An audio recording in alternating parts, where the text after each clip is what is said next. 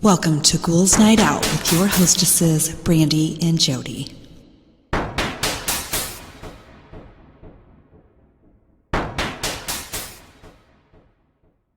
Hello, beautiful ghouls. Welcome. This is Brandy. I'm here with my sister, Jody. Hello.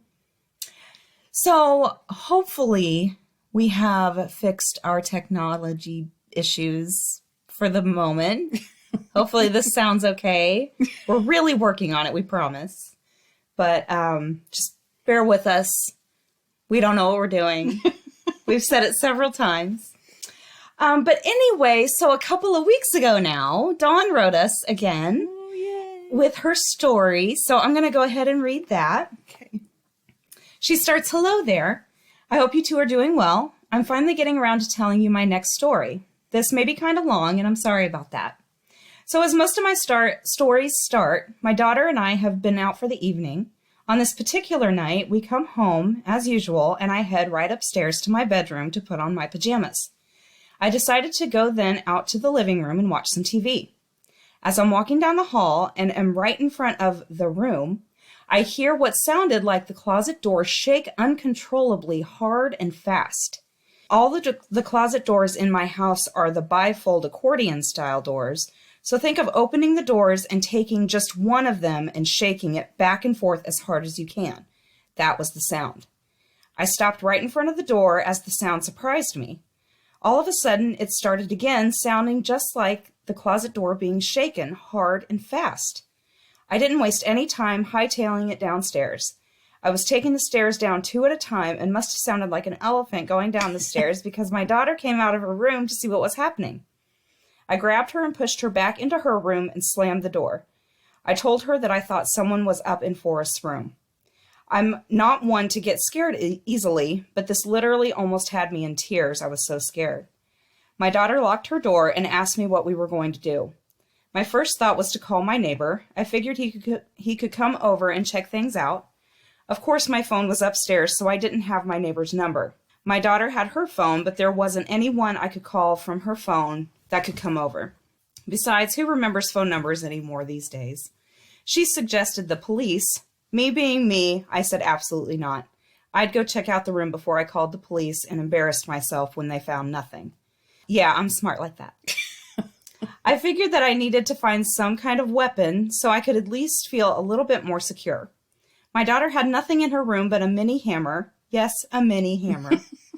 Just my luck that I didn't have a full-size hammer in my house, but a small one. Ugh. I told her I was going to have to go to the neighbor's and get him to see if he could help me go through my house. It's winter, and being in Minnesota, we had a lot of snow last year. My daughter has a sliding glass door in her room, and there was no way that I was going to be able to go out that door due to the snow buildup. I was going to have to go out of her room and go to the door that went to the garage and go out the garage door. Well, here I am in my pajamas, which is just a longer t-shirt that doesn't even go down to my mid-thigh. I have no shoes either, and it's really cold outside. And no, there wasn't anything of my daughter's that I could have put on besides some slippers. I worked up enough nerve to go open my daughter's door, and sitting at the bottom of the steps staring up at them was my dog. I miss him so much. That freaked me out that he just sat at the stairs staring. I made a mad dash for the door of the garage to go out of the house. Here I am in a t-shirt, no pants on, in slippers, carrying a mini hammer for protection in the dead of winter going to my neighbor's. I told you previously I have no shame. As I'm pounding on their door frantically, I realize they're not home. I just stood there wondering what the hell I was going to do. I walked back home and stood in the garage freezing my ass off, but scared to open the door and go in the house. I knew my daughter was okay because as soon as I walked out of her room, she slammed the door and locked it. Yes, you see how concerned she was about me. Kids. After standing there for a couple of minutes, I'm just about to go in and face my fear of someone being in my house when I saw my neighbors pull into the driveway. Since we're in townhomes, we share a common driveway, so I knew it was them. I was so happy to see them that I didn't even think and went running out of my garage, waving the hammer around like a crazy lady with no pants on. My neighbor jumped out of his truck and asked me what was going on. I told him I swear there was someone in my house and explained to him what was going on. He said he was going to go get a better weapon than my mini hammer, and he would be right back. I waited in the garage for him and his girlfriend. They come over, and he and I went upstairs. He first went through the other rooms in my house just to check and make sure there wasn't anyone hiding in any other closet, and he went into Forrest's room. I stayed far away when he went in. By this time, his girlfriend and my daughter came upstairs and were with me, and we were talking about what was going on. There was no one in that room, and the closet doors were shut. We opened them to see if possibly something fell from the shelves, and that was what I had heard, but nothing. I went out into the hallway and was standing there when I heard the exact same noise coming from that room. It was my neighbor in there shaking the closet door. I screamed to him that was the sound that I had heard, and I had heard it twice. It really freaked me out when he did that, and I knew for sure that's what I had heard. We were then talking to his girlfriend and said some strange things they couldn't explain had been going on in their place too. I decided at that point that I was going to do the only thing that I could do. The previous summer I had been in Rome, Italy. I had gone through the Vatican and I had gotten some holy water and a rosary from there. I took the holy water and I splashed it all over the door of that room, and I hung the rosary on the door handle and left it there for months. After doing that, the only strange things that have happened in the house is the thing mimicking me. There have been no more lights, no more noises from that room. The cats that we have don't sit outside that door anymore, and neither did my dog. Now, I like to think that there can be some logical explanations as to what has been going on in that room. The lights being on could most likely have been a logical explanation, but the shaking of the closet door, I just don't know. Especially when it happened twice within a 30-second period. The voice mimicking, I have no idea how to explain that either, since both my daughter and grandson have heard it. I guess I'll just never know. I do believe in spirits and have had some interesting experiences that can't be fully explained. Oh yes, I have more stories for you. Yay! No more from this house, but a few others from 2 different places that I have lived. So there you have it. My last story having to do with my ghost room. Oh, by the way, my neighbors did finally recover from seeing me running towards them in just a t-shirt and no pants waving a hammer. Until next time, take care and stay funny. The crazy lady from Minnesota, Dawn. Oh, that was a good story. It was great. Scary, I guess, if you had to live through it. Yeah, definitely. And then when he recreated that noise and she was like, oh my God, that's it. That is so scary.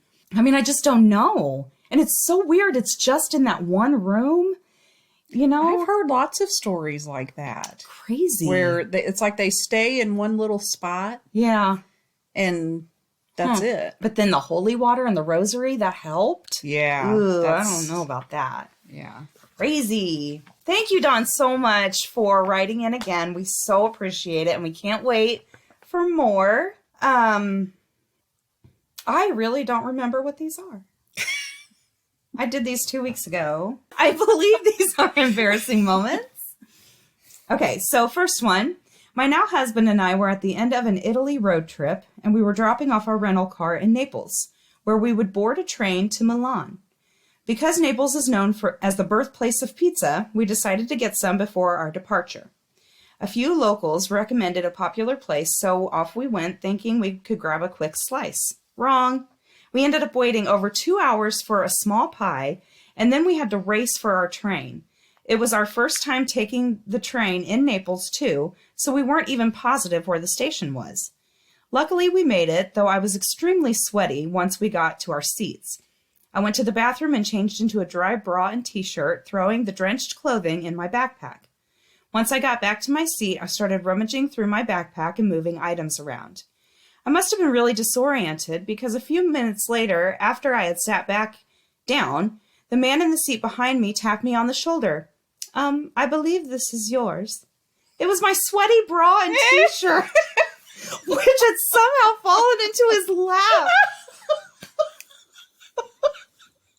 Turning bright red, I took the garments, turned around, and stayed silent for the rest of the trip. That was it. Why would it take 2 hours for a freaking pizza? Well, locals had recommended it, so it might have been just really super busy. I don't know. But, yeah. Okay, next one. I do a lot of embarrassing things, but the most embarrassing would probably have been when I was at choir and we were singing this gorgeous piece of music. And during the quiet period, I farted super loudly and people around me looked disgusted. I wanted to crawl into a hole and die that day. That would be embarrassing. That would be. Next one. It was about 30 minutes before my organic chemistry exam, and the professor was a real stickler about showing up on time, or else you could get a 0. But I, being lactose intolerant, realized very violently and suddenly that my Starbucks drink had been made wrong. After I pooped my pants in the student center, I had to go back home and shower and change my clothes. When I got to the classroom and my professor didn't want me to take the exam, I had to explain to him in front of a deadly quiet lecture hall why I had been late. Oh, and I had to take the bus to and from my apartment, but couldn't sit down for obvious reasons. So I just kind of stood in the aisle with my poopy pants on display to the world. Oh my gosh, that would be horrible. Horrible. Next one, teacher here. After a long day of teaching, I was casually talking to some other teachers and reached into my pocket for chapstick, but I pulled out glue stick instead. I put it on my lips and the other teachers just stared in shock.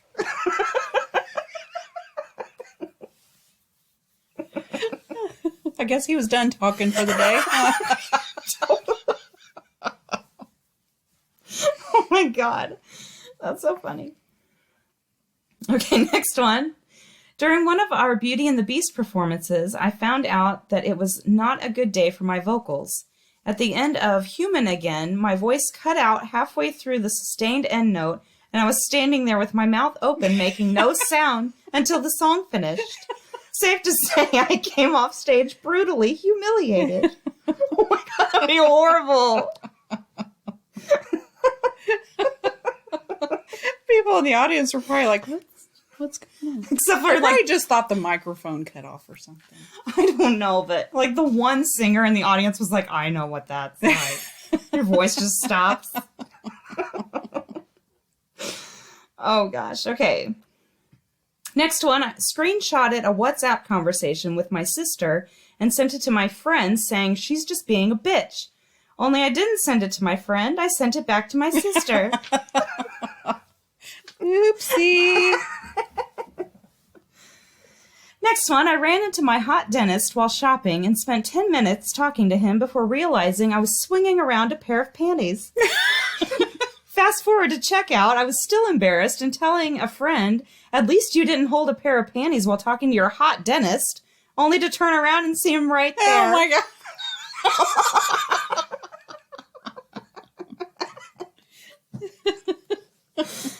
god.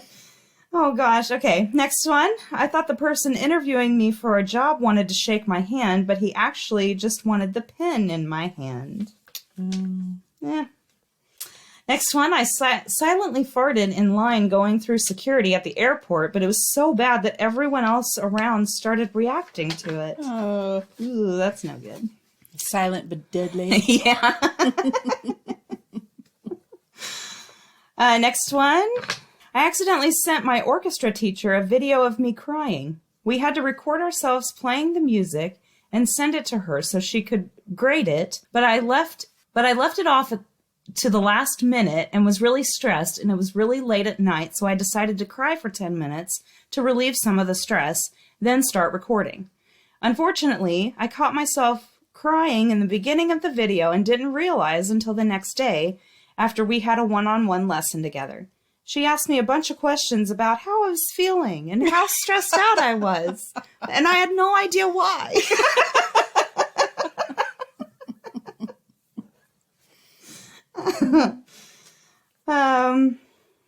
Next one. Today, I told a customer I'll see them on January 3rd instead of 3rd.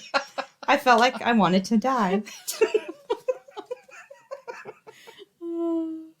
Next one, I was asked towards the end of a job interview what I thought about the post. Me being me, I answered that I thought the postal service was quite efficient. The interviewers laughed and said, "No, what do you think about the job role?" I think I made a lasting impression. Did they get the job? It doesn't say. Next one, I randomly ran into my crush. I've liked him for 5 years. We don't hang out anymore, but we follow each other on social media. I stalk his Instagram, so I know what he is up to still. When I ran into him, he was with a girl. He introduced me to her by saying she is Greta, my girlfriend. And I immediately said, I know. I could tell he didn't know how to respond.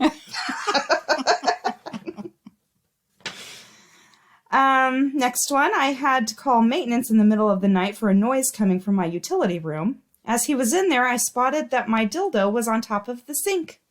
In a panic, I threw it under the sink. The maintenance person said it was an alarm that goes off in case of flooding, and then immediately went under the sink to check the pipe. My dildo was right next to it. I didn't say anything, and neither did he, but he had a smirk when he later left. The one place you throw it, that's where he needs to go. Well, we've done stories before about the weird things people see when they go in other people's houses. Yeah. I wonder if one of them was his. I don't know. I saw this girl's dildo on the sink, and then when I opened it, it was under the sink. Oh, God, okay. This is my last one. I accidentally said that I needed a shit out loud while at the supermarket.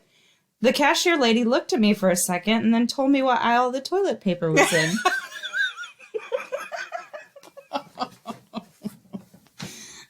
Those were mine from the beginning. All right, so this week I did Brazilian folklore. Ooh, okay. And Arabian folklore. Ooh, cool, okay. So, and the reason I am doing these is because I was watching an episode or a series on Netflix.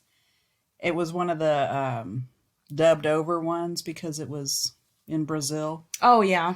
And don't ask me what it's called because I don't remember. But it was very good. Interesting. Anyway, so the first one is Kurupira. Okay. This is a character from Brazilian folklore, a creature with bright red, orange hair that resembles a man or a dwarf. Kurupira has a very unique trait. His feet are turned backwards. Ooh, that's creepy. According to legend, Kurupira is unpredictable and can occasionally seem wicked. He lives in the forests of Brazil and protects nature in his own way. For example, Kurupira will prey on poachers and hunters.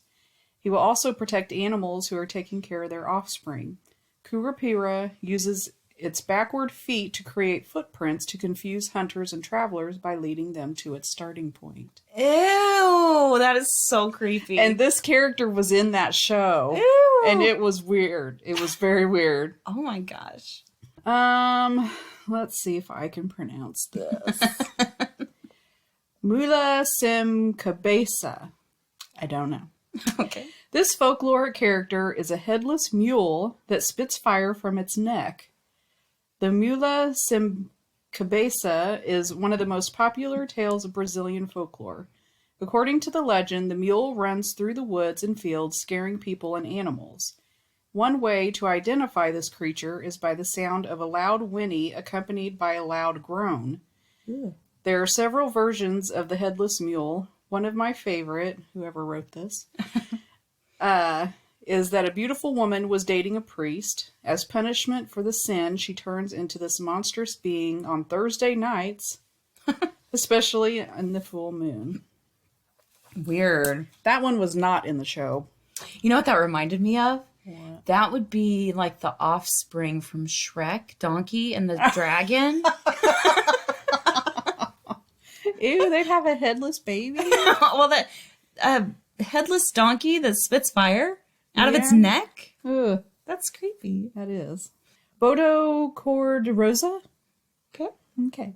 According to the legend, a pink dolphin comes out of the Amazon rivers at night during Festas Juninas, June festivities. Okay. With its special power, it becomes a handsome, tall, strong young man dressed in white clothes. He wears a white hat to cover his face and disguise his big nose. He is a very charming and seductive man who goes to parties in search of beautiful, unaccompanied young women. He invites the ladies for a walk around the riverbank where they make love, and he usually gets them pregnant.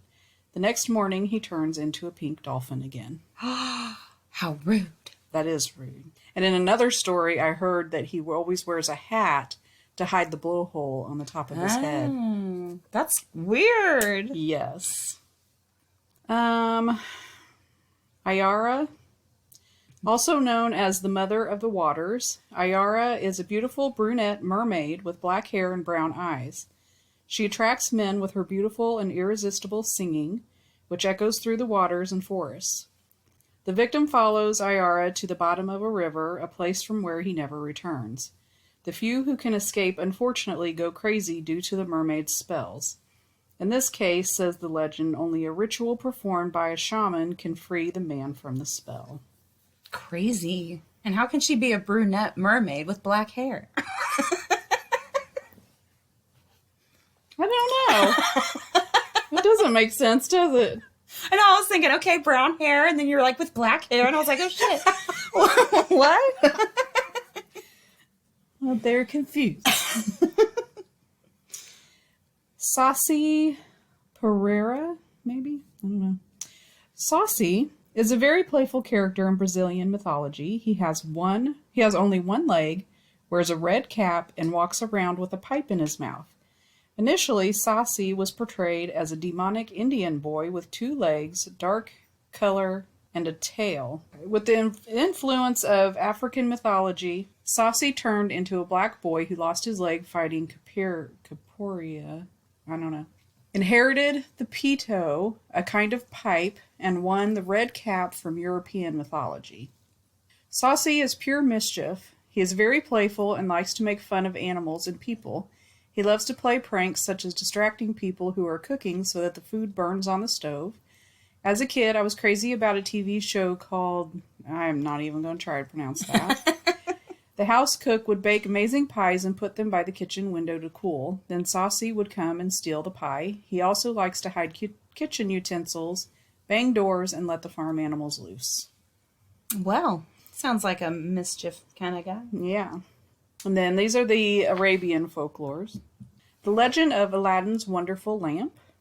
Oh, One of the most famous folktales, and I can't ever read anything about Aladdin without picturing the Disney. oh yeah, I mean, absolutely. that's- Even when you said Arabian, like I Yeah. immediately go to Arabian Aladdin. Nights. Yeah, exactly. I'm not going to sing it. That'll be good for everybody.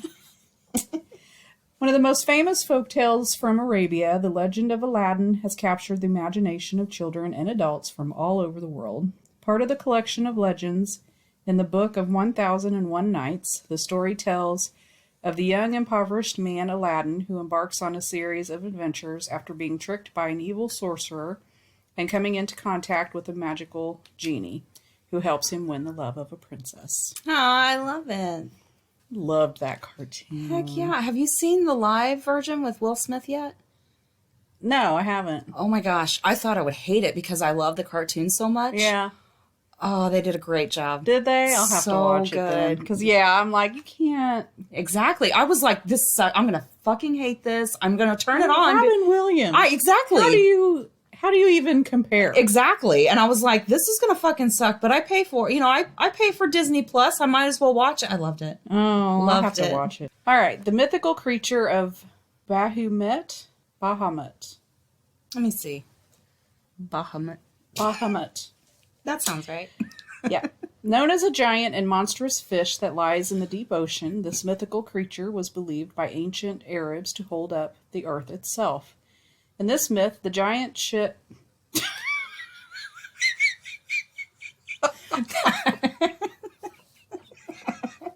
A myth about a giant shit.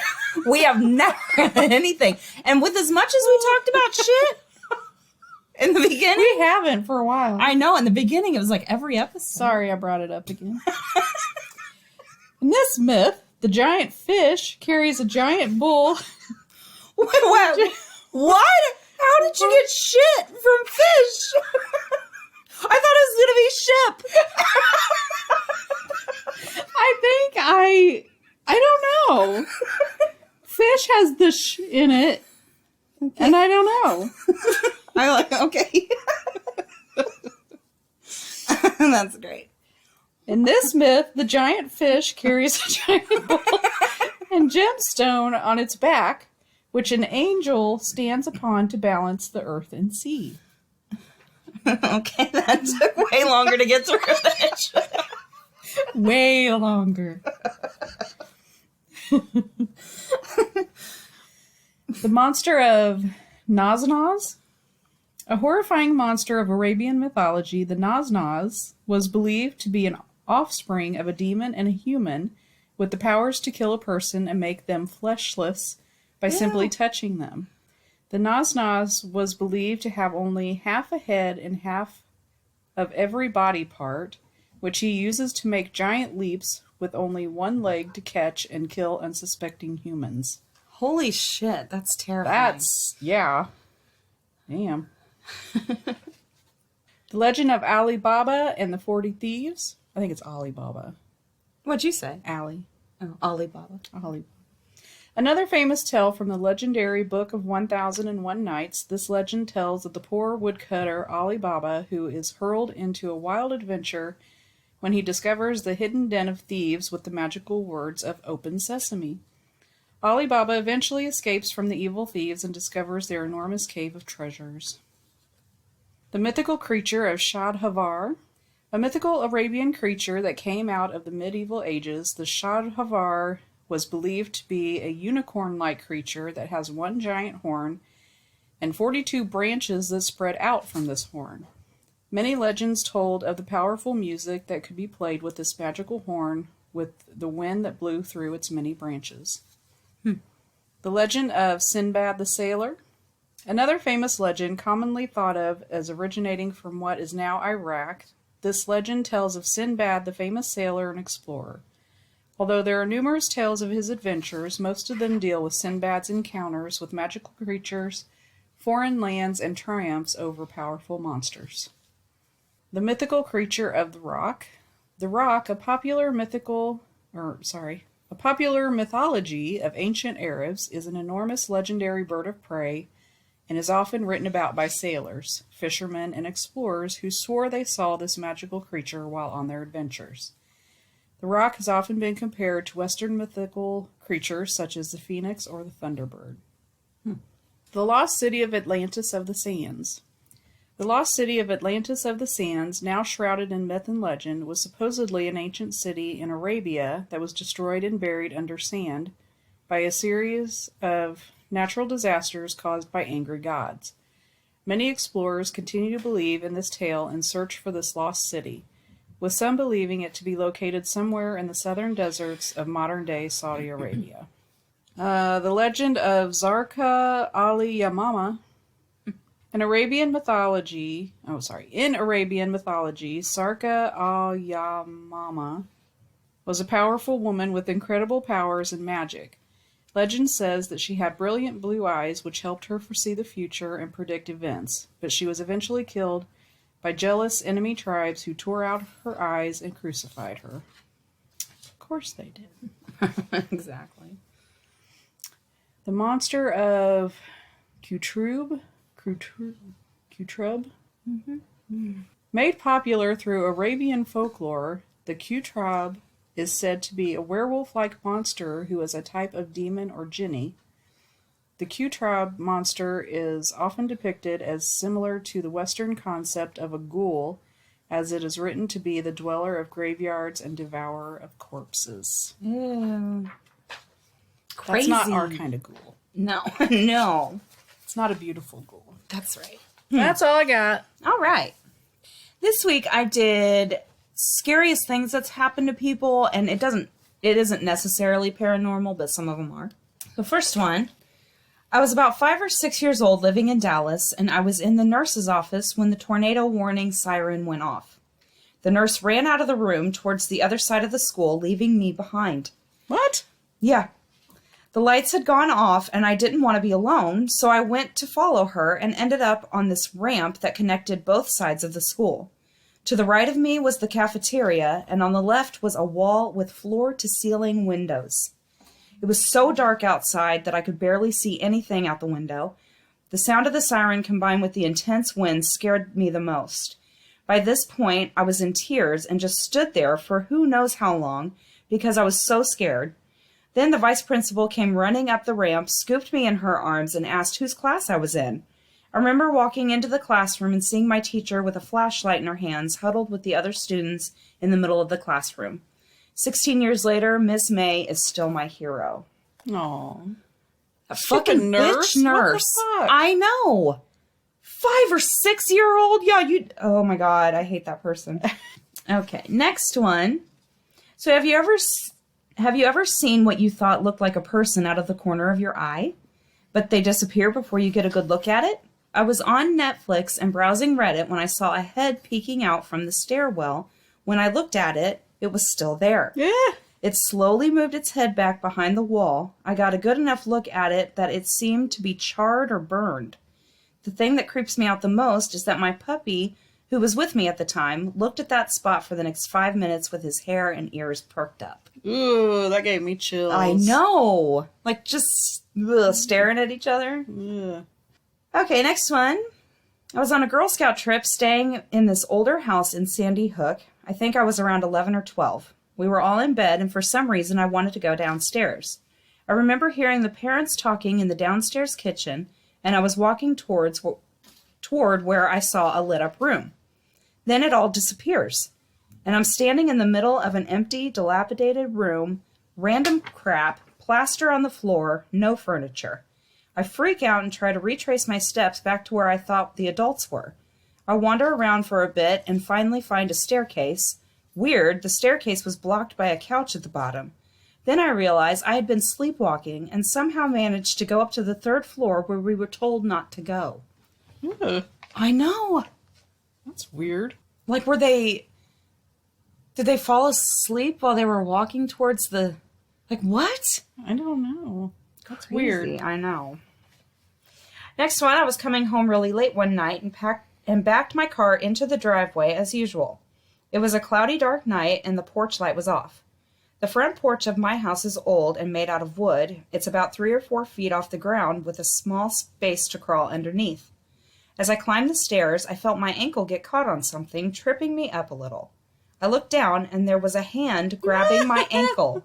I gasped and kicked my leg back as hard as I could, breaking the grip. I then ran frantically and unlocked the front door.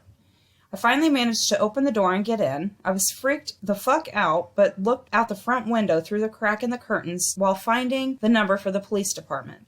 The cops showed up later, but didn't find anyone, and they said they've never heard of this kind of thing happening before. They said they didn't see any footprints or anything under the porch either. It was a couple of years ago. I still live in the same house. I tell myself that it was some kids in the neighborhood fucking with me, or maybe my friends. No one has ever admitted anything, though. But I'll never know for sure, I guess. I did buy a motion-activated light for the front porch since then. Yeah. Oh my gosh. That is what? creepy. Yeah. Woo. Next one, it was about 10:30 p.m. and I'm lying on the couch jamming out through my earbuds and playing on my iPad. I closed my eyes while listening to Lithium by Nirvana when I noticed the song just cut out. I open my eyes and I'm outside in the cul-de-sac at the other end of my neighborhood, about a half a mile away, wearing nothing but pajama bottoms in just below freezing temperatures, just staring out into a cornfield. I walk back to my house, and when I get to my room, I saw it was like 3 a.m. I still have no clue what happened, but I had apparently scribbled in my school notebooks and put out the fireplace during my little nighttime adventure. I had thought it was all a dream until I woke up the next day, and my mom asked me about the grass I had shaken off my pants onto the floor, so that freaked me out pretty bad. That's weird. Yeah!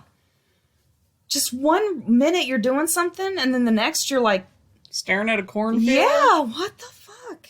That's creepy. I know. Next one, me and 3 buddies were hanging out one night in a car on a dark street. You fill in the blank. I picked this particular street because my grandma lived on it, and I was very familiar with the neighborhood.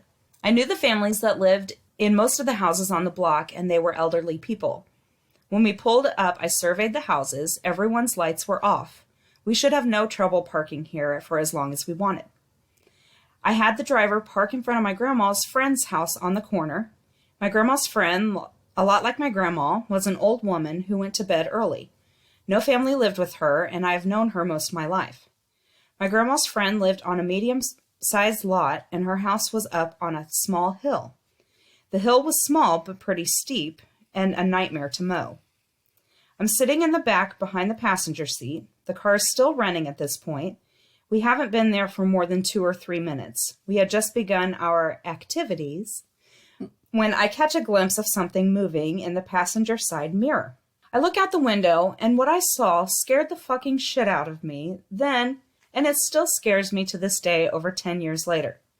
I saw the silhouette of a person lying on their stomach, doing an army crawl really fucking fast on the side of the hill, and it was headed right for us. This thing was moving quick. I'm telling you, I don't know how it's even possible on a flat ground to crawl that fast, let alone on the side of a hill. It wasn't going down the hill, it was moving parallel along the side of it. I screamed for the driver to go, now, go. This thing had covered some serious fucking ground in a matter of seconds. It was within 5 or 6 feet of my door when we squeal-tired the fuck out of there. As we got to the end of the street and turned on the main road, the driver and my buddy next to me in the back were yelling, "What the fuck, man? Was it the cops?" I couldn't speak. I was so badly shaken. It had been about 10 or 15 seconds we bolted down the street. I just wanted to get as far away from the road as possible. I couldn't process what I had seen. I really didn't want to. That's when it happened. I looked at my friend P in the passenger seat up front, and he had an absolutely terrified look on his face. I blurted out, "You saw it too, didn't you?" He didn't say anything. He just kept looking in the side mirror and then back to the dashboard. By this time, my other 2 friends were pretty mad and emotions were starting to escalate.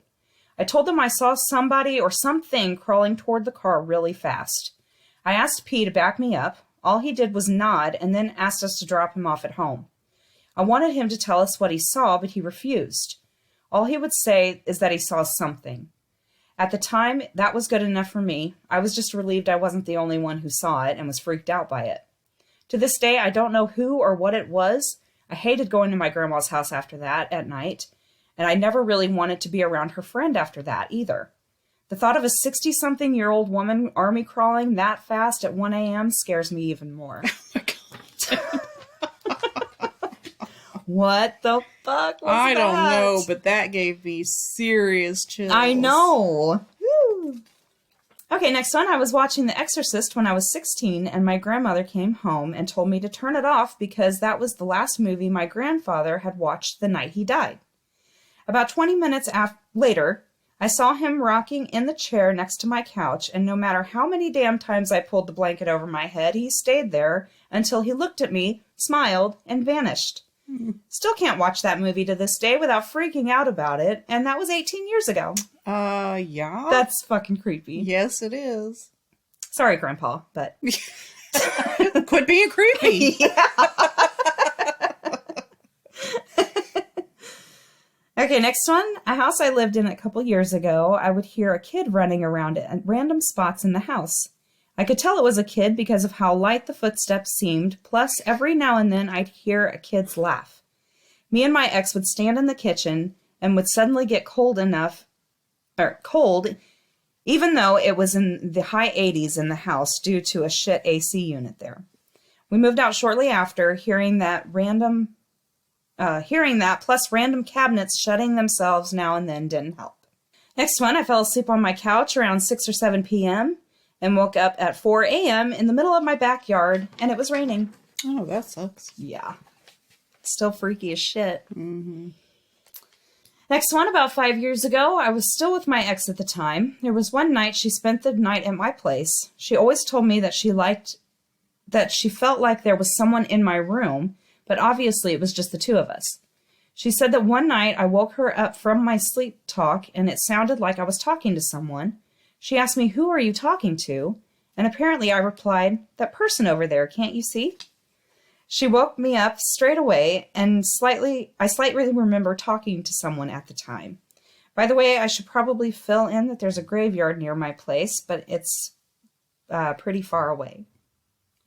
Okay.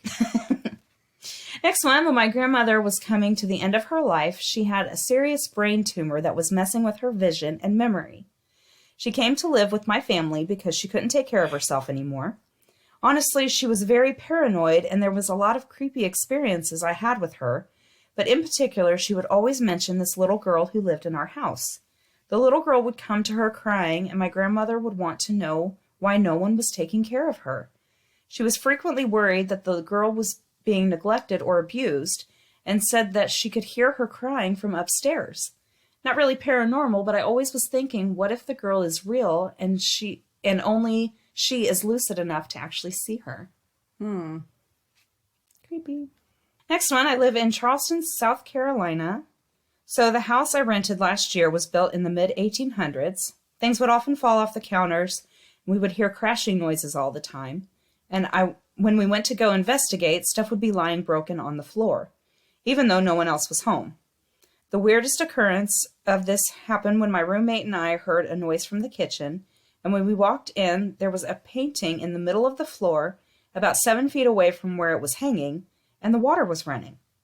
One night I was laying in bed about to fall asleep, and I got the sense that someone else was in my room. My stomach dropped and my hair stood on end. I got extremely anxious, and suddenly my body felt like there was an electric current going through it, and I heard a distinct human voice right next to my ear.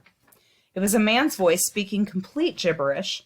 I was paralyzed with fear and ended up sleeping on the couch that night. Unfortunately, this started happening more often, about once a month, right as I was falling asleep. I would get a sense that something wasn't right, and I would hear voices. One time I heard a woman laughing. Another time I heard someone say, my name is Evan.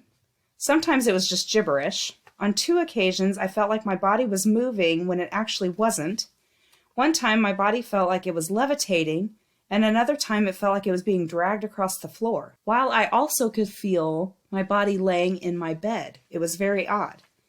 I stopped telling people after the first time because I thought they would either think I was crazy or mentally ill.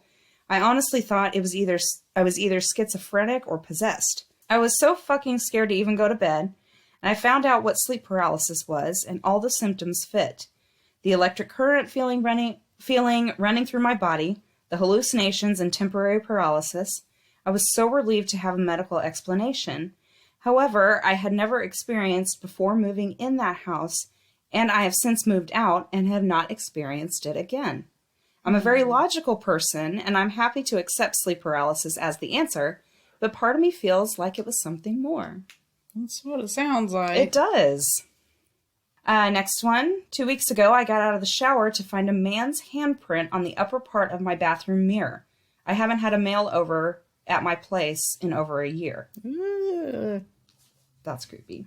Next one, when I was a kid and I lived in my old apartment, my mom befriended the downstairs neighbor and would often invite her over for coffee and tea because she was always so lonely. A few weeks went by without hearing from her, so we both go downstairs and knock on the door. It was like a movie where you knock on the door and slowly it's crept open as if it had been that way for a while. We walked inside and found her in the bathtub covered in blood, and the smell was disgusting. Apparently the lady's girlfriend left her and she couldn't handle the pain. My mom's way of comforting me was, "Don't worry, Mark. She's our friend, so she won't haunt us." Gee, thanks, Mom.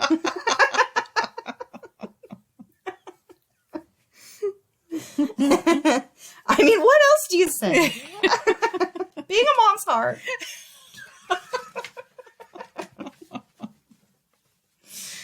Okay. Next one. This was back when I was a little kid in Eastern Europe. My cousin and I were walking through the woods, or we were maybe 8 or 9 years old. It was more like a large urban forest, big enough to get lost in. Suddenly, we saw a man standing in the bushes. He was wearing nothing but tighty-whities, dress shoes, and a watch, and had his back towards us. We just kind of froze there staring at him. He must have heard the rustling behind him and slowly turned around. He had the creepiest smile on his face and started slowly moving towards us while making a beckoning motion with his finger. I remember being frozen with fear for a few moments before turning around to look at my cousin, who was no longer there. I could only see his heels flashing in the distance as he was running away. Of course, I followed immediately, and I don't think I've ever ran that fast before or since. That's horrible. Well, before you even said that part, I'm like, why is he still standing there in my head? He's like freaking out. That would be me. You know how you're supposed to like flight or fight? Mm-hmm. Mine's freeze. I just freeze. I don't do anything. I'm just like, Okay. This is my last one. I was living in my car for a few months. I would just drive out of town and park off to the side of the road on logging roads or whatever to sleep. I found this one place to park, which was nice because it wasn't too far away, but also far enough so that no one else would be there at night. The first night I was there, I had a waking dream that someone was outside my car looking in. Freaked me out, but whatever. Parked other places for a few nights. I went back there for a few nights and had a similar freaky nightmare both nights. Someone outside the car trying to get in, etc. Basically said fuck this place and avoided it for a while. I was tired one afternoon and decided to go back to have a nap. I laid there for about 10 minutes before hearing a noise, and suddenly there was this homeless dude walking his bicycle down out of the bush right past my car. I recognized him as someone who runs around picking bottles out of trash cans. Creepy as fuck. I guess he lived in that camp in the bush right there. But wasn't a dream. No. Creepy. All right, it's time for the witty wrap-up. Yay, witty wrap-up. So these are funny tweets from people working from home during quarantine. Okay. I'm doing laundry and just whispered, "It's almost our anniversary," to the pair of yoga pants I've been wearing since March. That's so sweet. My daughter just commented on how fancy someone was dressed because their t-shirt was tucked into their pants. The long-term fashion effect of quarantine style is going to be spectacular.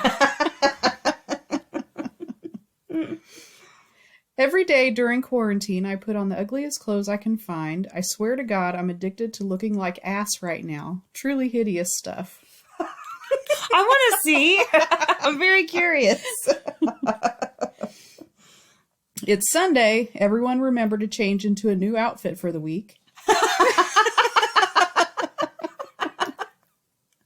Oh my gosh. Just know I write 90% of my professional sounding emails while wearing fluffy socks and blackhead strips. That's hilarious. If we see each other out and about grabbing essential items, let's all be kind to each other and not acknowledge that we're wearing pajamas. Now that the weather is getting warmer, it's time to change my work clothes. Put on lighter bathrobe. I wore a bra for 7 hours today. Please clap. Choosing an outfit to wear while I sit on the couch is not as easy as you would think. It's not. You just don't know. Love how normal it has become to wear outfits out into the world that 5 years ago my friends would have considered a cry for help. Seriously. If you don't go anywhere all day, your day clothes can also be your sleep clothes. It's a gross thing I've learned about myself during quarantine. Every Zoom call outfit is business on top, unemployment on bottom. I overheard one of my husband's coworkers explain how yoga pants are appropriate work from home attire, but pajama pants are not. This girl is getting petty 3 months into quarantine. What's the difference? There is no difference. She has nothing to do. Remember wearing jeans? That was so dumb.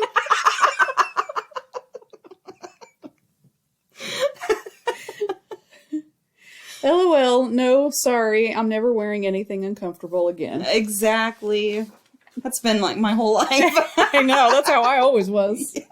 I'm telling you, quarantine did not do anything different for me. Nothing. Except it was easier to be a homebody. You could use it as an excuse. Yeah. We're normal now. Well, I wouldn't go that far, but Normal-ish. okay. More normal.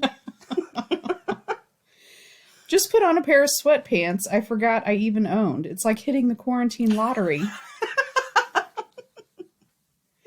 Important COVID-19 update. I now have a daytime hoodie and a nighttime hoodie. Oh my gosh, that's great. I just tried to put on jeans for an outdoor show and my body rejected them.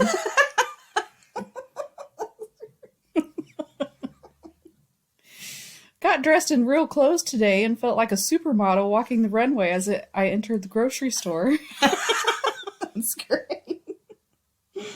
And my last one, well, time to put on my work pajamas. That's all I got. All right. Well, thank you guys so much for listening. We really appreciate it. And again, we may not sound the greatest, but just stick with us and hopefully we'll fix it. Please send in your stories. We still need them. ghouls.nightoutpodcast@gmail.com. Rate, review, subscribe wherever you listen. And hopefully we will talk to you next week. Later. Bye.